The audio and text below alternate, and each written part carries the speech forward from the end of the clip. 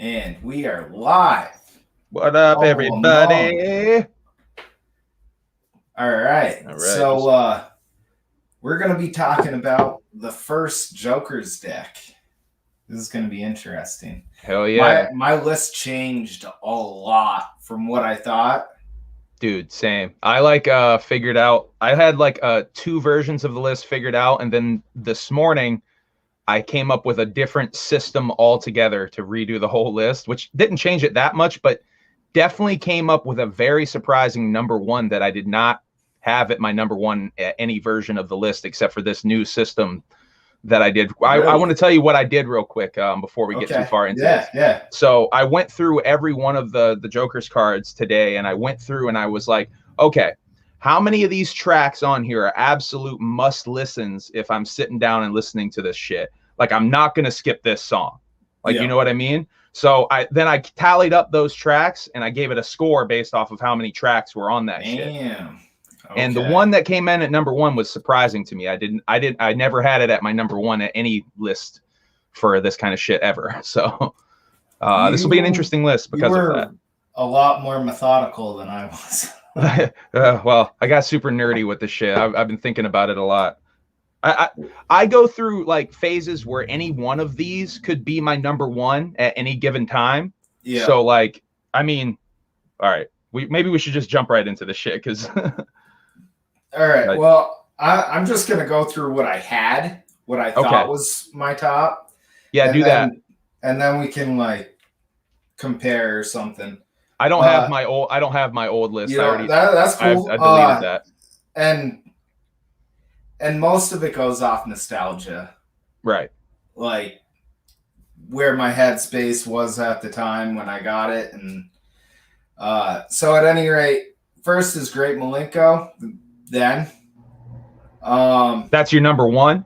Yeah, and that was the CD that really like I found out about ICP. Yeah, same. And my cousin like was playing the shit a little bit low, cause I was in like maybe 5th or 6th grade at the time. Right. So wow, that young, huh? Holy shit. Yeah. Well, dude, yeah, I guess thinking back, I was like 7th or 8th grade when I fucking discovered this shit. It's crazy how mad young you. I don't think of myself as being mad young, but I guess I fucking was, huh? So, and I mean, we listened to that shit on like the DL, but like the Boogie Woogie Woo. I remember like scaring my cousins with that song, like when he goes Boogie Woogie Woo. We'd have the light shut off, and this is her first time listening to it, and yeah, she screamed. But at any rate, like my school, like not Brattleboro, but like my local school, Whitingham, before it became Twin Valley. Yeah, they were like everyone was listening to ICP. There was a period. There was a period where a lot of kids were fucking with ICP pretty heavy. You would see people in BF like walking around painted. Like I remember that shit back in the day. Just random motherfuckers walking around painted up. And I even did that shit at one point. Yeah. I mean, I know at least Violent J talks about it a lot, where like, in songs, you only paint your face on Halloween. Every Halloween. Halloween. Yeah, that song's the shit. And I'm like, well, yeah, I did do that every Halloween for a while. But I remember bumping this stuff, mostly Great Milenko and Amazing Jackal Brothers, because Great Milenko is what I came into ICP, but Amazing Jackal Brothers is the first ICP album I owned, and that's my second pick from then. Now it's somewhat different, but I used to be in D Malay, and it was surprising how D Malay's like the youth Freemasons. Oh, okay. So it was kind of strange because I was at like a D Malay get together with people all over the area, and there was a huge support for ICP and stuff, and that was Wow, actually Juggalos amongst the Masons, huh? in the That's Masons, weird. yeah. They're everywhere. They are. So that was my first listening to the Riddle Box. Yeah, the Riddle Box. I never owned it. Is that your number 3? No. Oh, okay. No, I actually went a little out of order. Then Riddle Box was like 6th when I didn't really think about it. Wow. Because I really only listened to it at this like one time when I went to the D Malay gathering. They were having a dance, and I couldn't get the DJ to start playing any ICP. And this guy right next to me in our dorm was like, "Oh, I got a bunch of ICP," so I just went up into our dorm and listened to the Riddle just Box. Bumped it up there. Yeah, that's funny. But that was like my really only time I really fucked with the Riddle Box. I never owned it or anything. Oh wow! So yeah, see, that's surprising because Riddle Box was definitely my number 1 on at least one version of this list. So yeah. that is surprising. I love the Riddle Box. That's definitely one of the higher tier Joker's cards for me, for sure. Yeah. So, and this is weird because this definitely changed after re-listening to the whole deck. I had Ringmaster pretty high up. Dude, yeah, Ringmaster is one of the ones I've been bumping a lot lately. Like I said, I go through phases where I'm just like, oh, this one's my shit right now. Ringmaster is like I keep going back to Ringmaster. Ringmaster. Yeah, wagon, yeah, for sure. And Murder Go Round, and Southwest Song, like that little 2-piece. Man, there's something about that little 2-piece that just really I fuck with that shit so much. I liked the that skit too, where he's like, "Daddy, a clown!" Fun. What? No, it's round like a ball. Yeah, but doesn't bounce like a ball. Is it before the Funhouse? I can't remember. That's that might be the other skit. That's like yeah, that's the police officer skit. My bad. There's like a skit for like police officers are like feeling up some poor victim or something. Have you tried fondling her breasts? Yeah, I think that's the one I'm thinking of. No, I haven't. Hey, miss, does this feel better? Oh, yeah, actually it does. Well, there you go. Yeah, their skits are top notch. I mean, their sense of humor. That's so much of what drives this shit. And so what was your number 3? Did we skip? So we skipped number 3? I skipped a lot. So my then number 3 was Hell's Pit. And now I'm just going out of order. Now it's my 5th. So it went from now you're spoiling shit. I am. All right, just go through go through the rest of your like before list so we can actually start the countdown. Yeah. So all right. So top back then, The Great Malenko number 1. Amazing Jackal Brothers number 2, Hell's Pit number 3, Ringmaster number 4, Shangri-La number 5, Riddle Box number 6, and then Carnival of Carnage. Yeah, most people would put Carnival of Carnage at number the last place. I fuck with Carnival of Carnage heavy though. That was also one of the ones that I've thought heavy about putting as my number 1, but really, I just can't do it because the sound quality just isn't there, and they're just so new at everything, and I just can't do it. But there's a lot of songs on Carnival of Carnage that I go to on a regular basis still. Like Mr. Johnson's Head is definitely a classic. Well, that's on Ringmaster. Oh, Jesus. Yeah. Guts on the Ceiling is a song that is basically I fucking love that song. That song's like a big influence on me. Like no shit. Like and Violent J talks some shit about like that song's like on one of the streams recently. He said something about that song's based off of a true story where he went over to the homie's house, one of his friends when he was a kid, and his dad had fucking shot himself, and literally up on the fucking ceiling, his shit was still there. Like they hadn't cleaned it. So he always had that in his head, and he wrote Guts on the Ceiling based off of actually seeing some fucking I guess, brains on the ceiling, but Yeah. still, shit's wicked. Damn. Shit's wicked. Yeah. That reminds me of my friend's dad. Ugh. Yeah. R.I.P. to your friend's dad, homie. It was a while ago, but it still hurts, Yeah. Never gets better. No. But so I feel like Carnival of Carnage, I mean, even though it's one of my lowest ones on then, they had a lot of songs that like not really predated, but like influenced future works. Oh yeah. I mean, the Wizard of the Hood, Violent J made a whole solo based off of that song. Yeah. Well, Wizard of the Hood even was on like Dog Beats before that. Yeah, yeah. And I think it might have been on Basement Cuts or Intelligence and Violence or something else. I think it was on something else even before Dog Beats. That song's been around forever. Jay obviously loves that concept. Yeah. I mean, it is pretty good. And that solo of his is one of my favorite storytelling. Man, I mean, it's up there with Q Strange Creation to Execution. I mean, yeah, both of those are amazing albums. Probably pinnacle, like if you're looking at something that's one narrative, like horrorcore album, like that's the pinnacle of those two. I mean, I don't even know if you can call Wizard of the Hood a horrorcore album though. No, it's more like there's really like not that much wicked shit on concept. There. Yeah, it's like a concept album. It's like just a concept rap album, really. Yeah, but I mean, it's top notch anyway. Yeah, I don't know. For sure. I haven't really checked out that Shining one.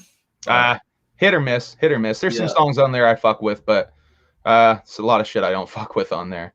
I mean, I listen to like all the ICP, like all the shit, even like some of the worst shit that people hate. Like there was a song that just came out called The Grump, right? Yeah. People fucking hate The Grump. But when I listened to it, I was like, this ain't that bad. I'm very forgiving when it comes to them. So, but that's just me. So, all right, you wanna dive into this countdown? Start at the last and then go to the first one this time. Yeah, let's go from the last. That actually helps me because my still now I didn't change my last point. Carnival of Carnage. And what it really was is the sound quality / their flow. They were still figuring out their voices and stuff. I feel like that didn't really come together until the Riddle Box. And there's like no Mikey Clark production on there. There's like only like 3 Mikey Clark songs. The rest of it's done by this guy Chuck Miller. And then there's like a couple of Esham beats on there too. Like I think 3 or 4 Esham beats are on there. But yeah, there's like hardly any Mikey Clark. Whereas like basically right after that, it was almost all Mikey Clark, like going forward. But their voices though, like they other than like the choruses, I feel like their verses were all like very similar to each other, and they didn't really grow out of those until somewhat in the Ringmaster, but more the Riddle Box. You could definitely tell that they were evolving. Well, Shaggy and his brother, like it took me so long to like tell the difference between Shaggy and his brother on that record, like especially because there's a couple of verses where they split the verse and they're doing like a back and forth type of flow. And they sound so similar that back in the day they sounded exactly alike to me. Like, but now I can tell the difference between the two of them.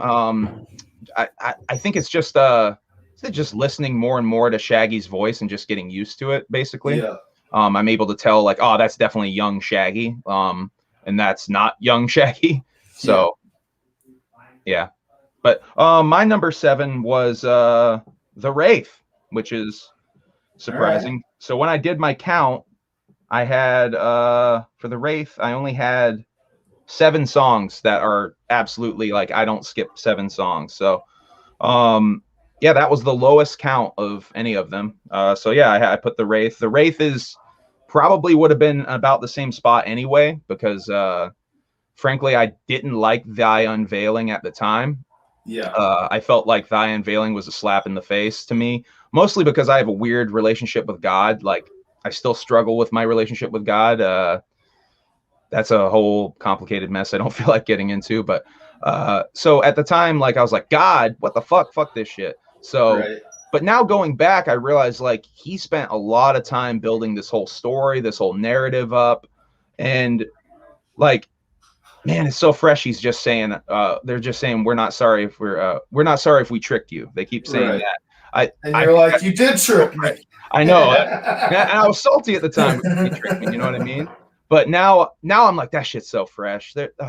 And you know, there's so much positive, uplifting shit on that album. Yeah. That album actually has helped me a lot in the past year. But yeah, I do like that album a lot. And there are days where I would say, yeah, this is maybe my favorite one. But yeah, just not going through like this system that I came up with. So The Wraith, number 7. And some of their songs, like I like on The Wraith, I liked like half of that because like a lot of their songs they sort of did like they changed it up and did like a completely different sound in the second half of the song. Yeah. Well, that's because they had to like they were obsessed with having 17 songs on the album. Yeah. So there's a lot of like songs that change the beat that are like basically just completely different songs that they squeezed in there. Like there's a song with Blaze called Bitch Slap that is at the end of another song. I forget which song. Is that after the captain's like gets a call and he's like, holy shit. From Killer Clowns from Outer Space. Yeah, Killer Clowns from Outer Space, exactly. But yeah, that's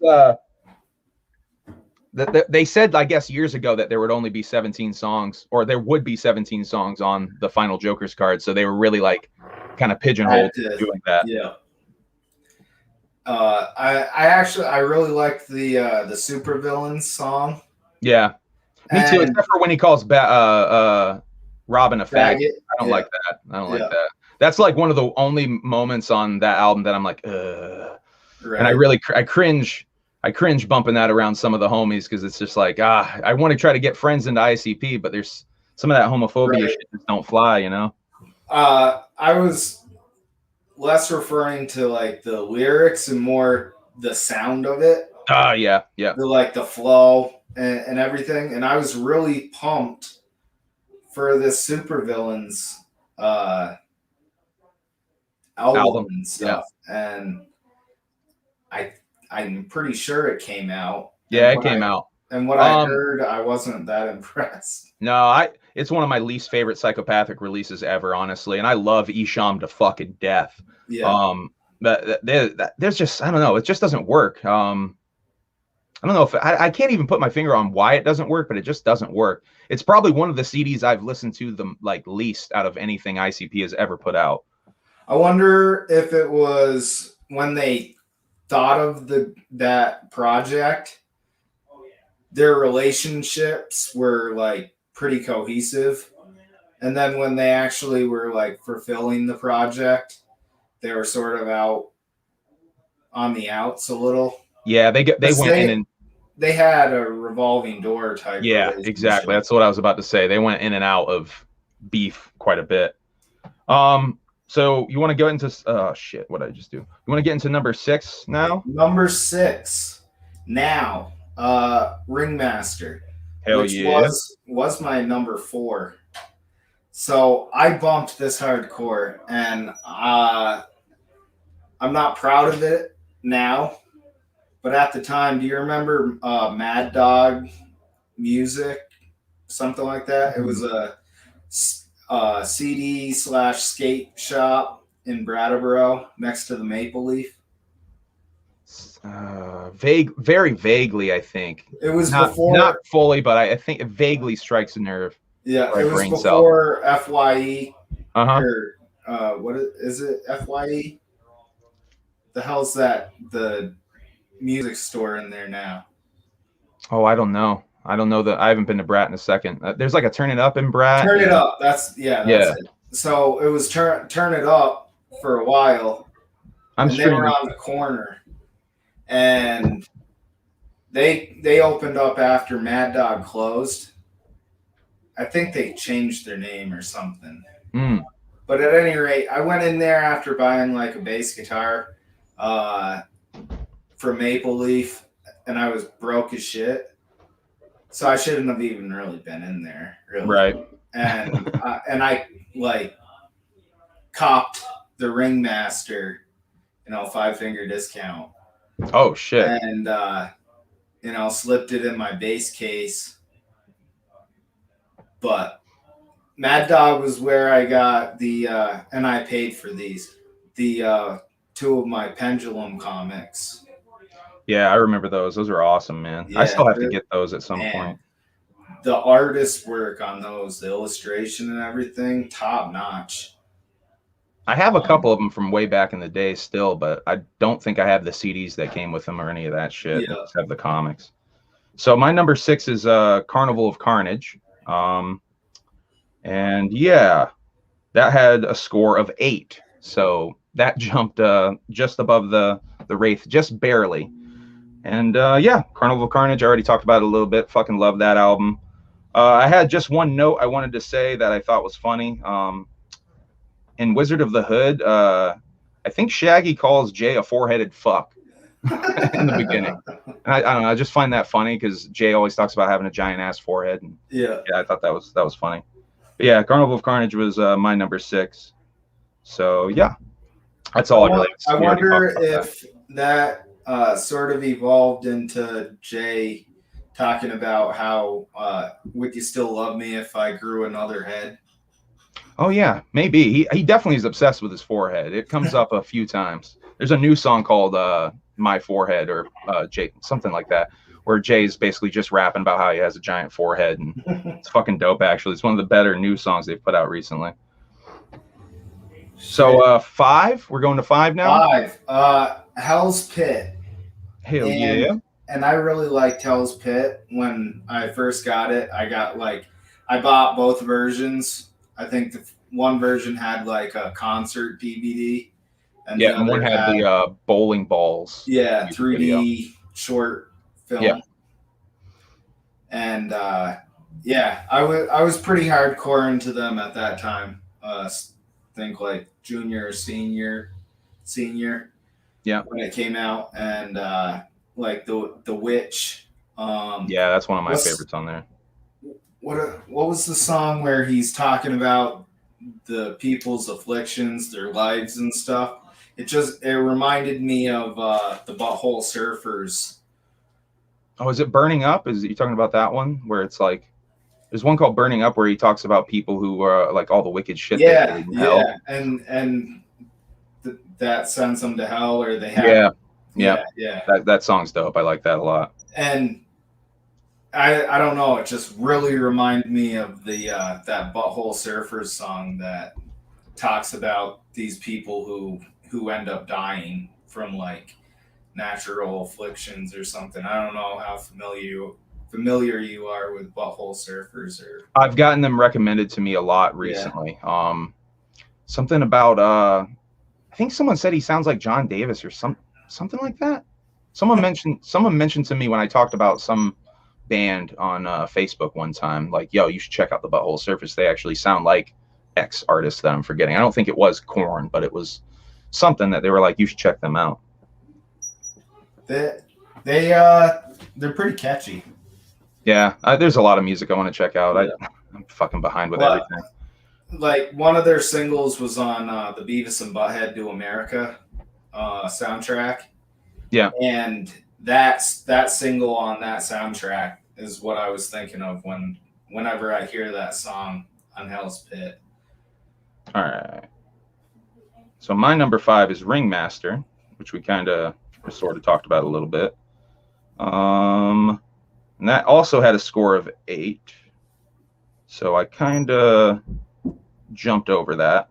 Well, I kind of made a decision with Carnival of Carnage and Ringmaster to put Ringmaster a little bit further ahead just because of the quality of the songs. Yeah. They technically tied.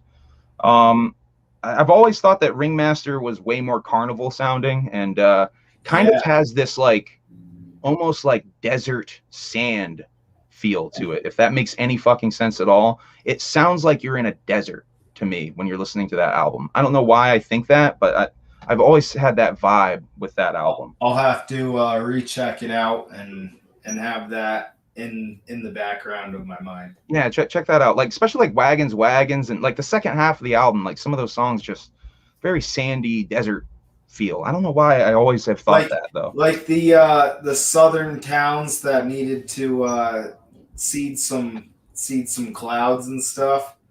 The carnival rolled into their town, and that's what's going down. Yeah, I don't know what is something in my head. I get these visuals of like just like rolling like desert, dusty, dirty, like I don't know, environments or something. I don't know. Huh.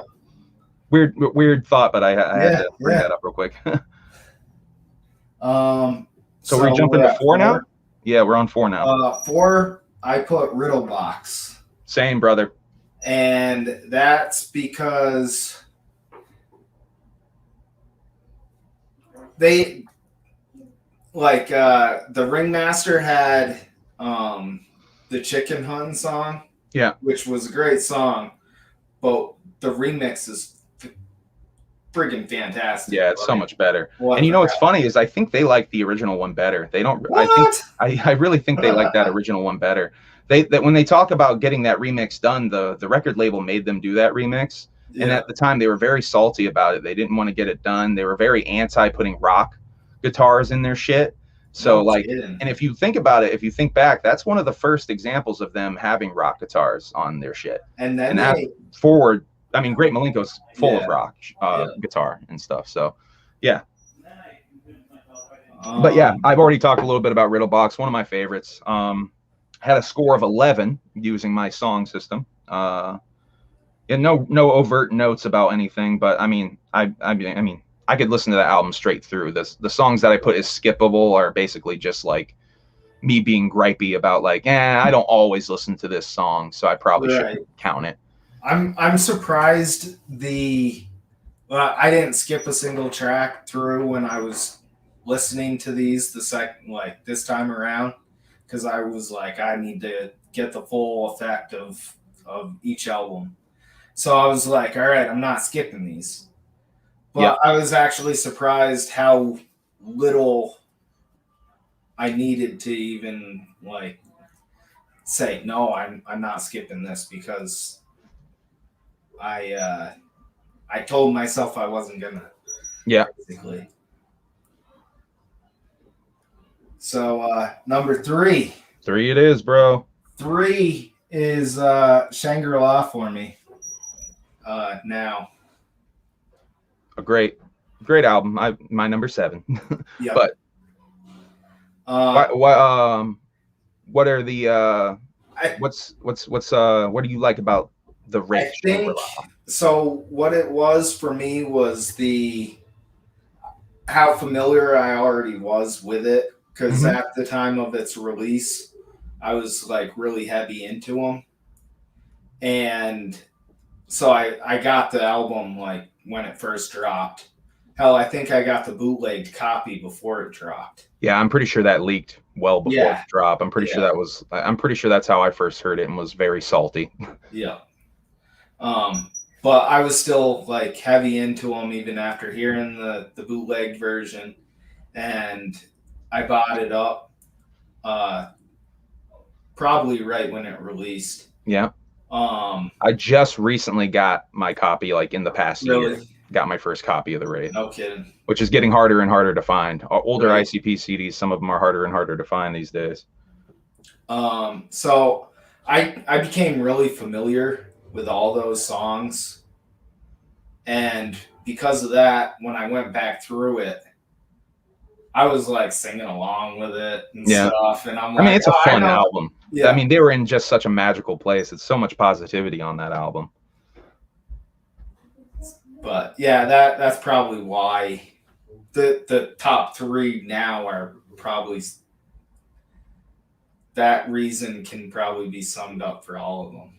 Yeah. Well, my top 3 or number 3 is Hell's Pit, which is funny because that's the other half of the story there. Yeah. But yeah, let's see. I liked that duality aspect of it. I gave that a 12 on my little song system thing. But yeah, I mean, that album's awesome. I listened to it when it came out, but I think I skimmed it. I don't think I fully listened to it because when I got super back into ICP like 2 years ago or whatever, I fell in love with Hell's Pit, man. I bumped the shit out of that album. So many songs on there I love. I mean, I like Violent J's voice on a lot of them. yeah, he's kind of got a gravelly thing going on, and he figured out how to like make it work for him. You know what I mean? Right. Oh man, I mean, there's so many good songs. I was listening today to Angels Falling. God damn, that song is so fucking tight, man. That's one of the ones that I keep forgetting about, like, because it's towards the end and I don't always think about it, like, and because that's this the album one is where rather he's like front-loaded. shooting stuff into the sky to because his love died. Yeah, and then at the end he's waiting for her to fall too. Yeah. Fucked up, man. Yeah. Fucking kind of dark, kind of beautiful, kind of awesome. Yeah. Love that album. That's my number 3. So yeah, we're getting to number 2, which is getting pretty obvious what our number 2 and number 1s are going to be. Right. Number 2, I'm going to go with Great Milenko. Yep. Same with me, man. Same with me. Basically, like, I mean, so our number 2 and our number 1s are the same as well, huh? Yeah, I think so. Yeah. Look at that. We actually had more. Yeah, Brittle Boston as well. Yeah, definitely. It was really hard. I was still deciding on the drive home from work today.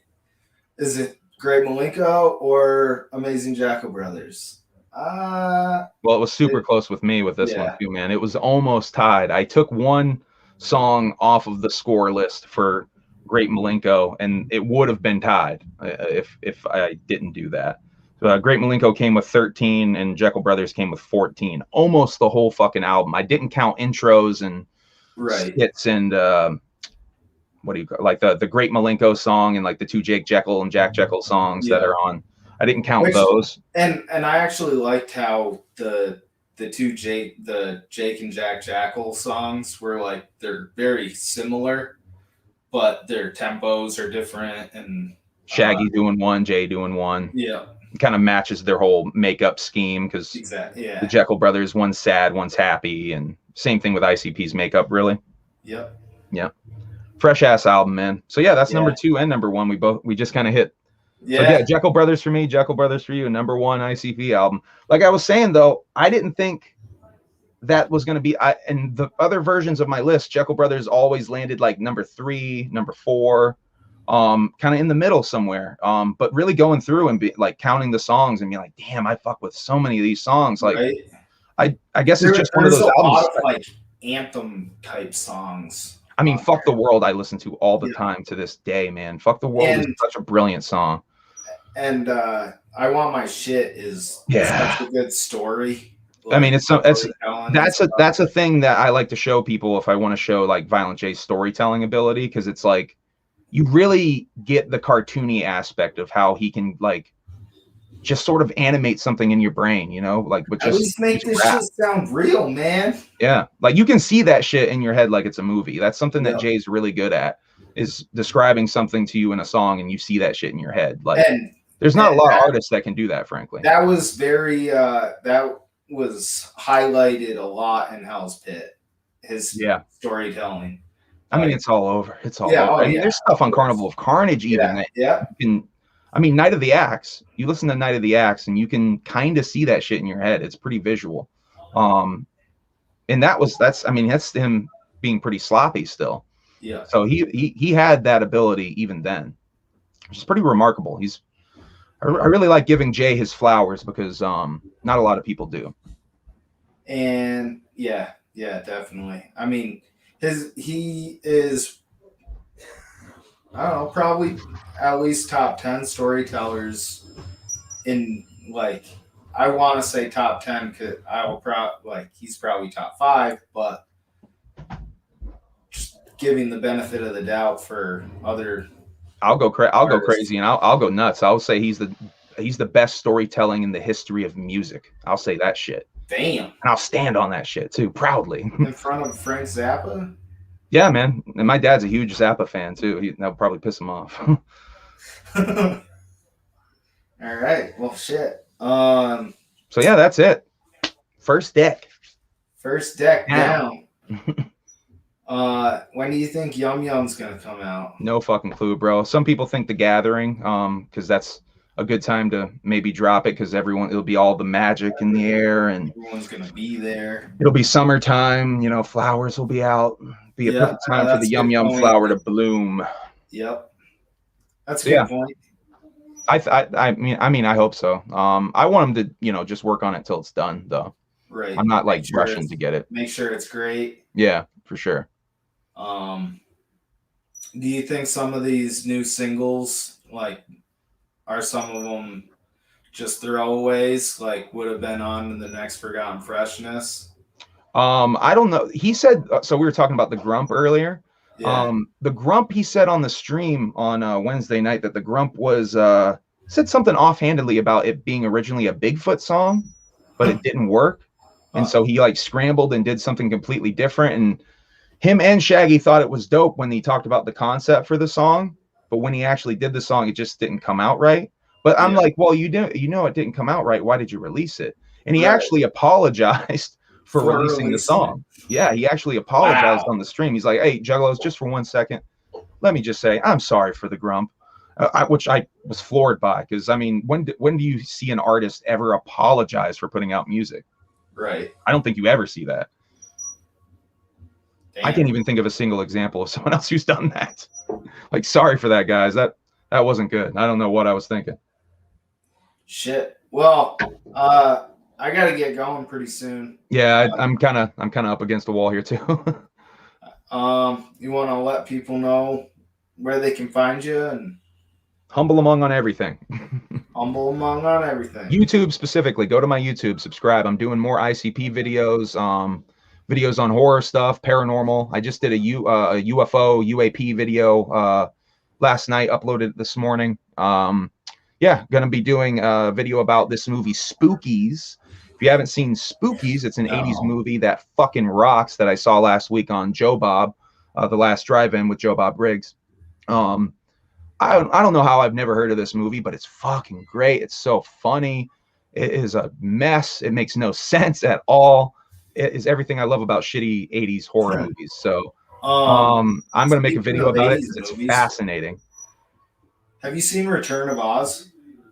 A long time ago. I don't really remember much of it. I know I saw it like on a Saturday afternoon or something back in the day. Like I just remember seeing it. Like I saw it on the Disney Plus library. Yeah. And then I heard about it on some podcast, and they were saying how like dark it was and stuff. And crazy it is. Yeah, and I was kind of weird and wacky though too. I should probably check that out.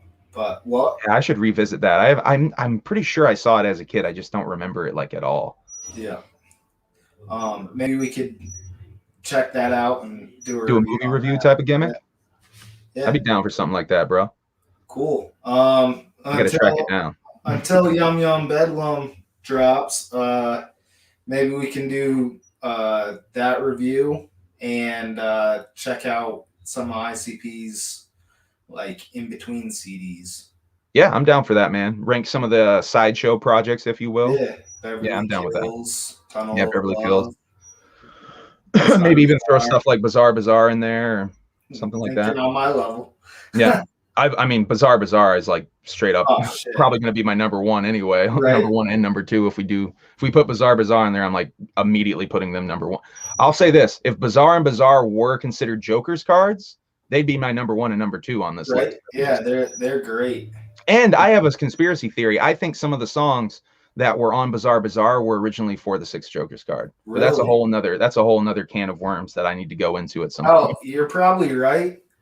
And I'll go further that like some of those skits are probably for the 6th because it's a storm coming and all this. Like, yeah. I really think that, and like so many of those songs are happy sounding. Like, you know what I mean? Like it was like an early version that he was going for. Mr. Happy. Yep, Mr. Happy. Rainbows and stuff. Rainbows and stuff. Yeah, that was friggin' great song. I mean, I Everyone, love every single song on that album. yeah, I listened to that album from beginning to end. I fast forward through the silence to get to the little skits. I love that shit so much, man. I yeah. could go on and on about Bizarre, but I really got to go, bro. All right, sounds great. It was good talking with you. Yeah, nice Uh, time as always, man. I always love talking about ICP. You know that. oh yeah. All right. I guess we're out. All right, Thank bro. you. Peace out. Have a good night, man. Peace. You too.